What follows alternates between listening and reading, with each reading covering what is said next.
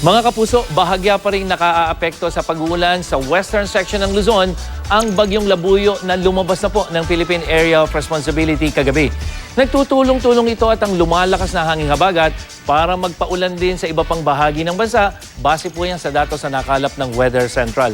Mas pinag-iingat ng pag-asa ang mga taga Ilocos at Cordillera Region, pati na sa mga probinsya ng Zambales, Bataan, Mindoro, Marinduque at Romblon sa inaasahang katamtaman at malalakas na ulan ngayong araw.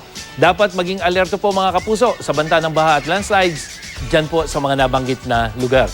At dulot ng habagat, binaha ang ilang kalsada sa downtown area ng Davao City kasunod ng malakas na ulan kagabi.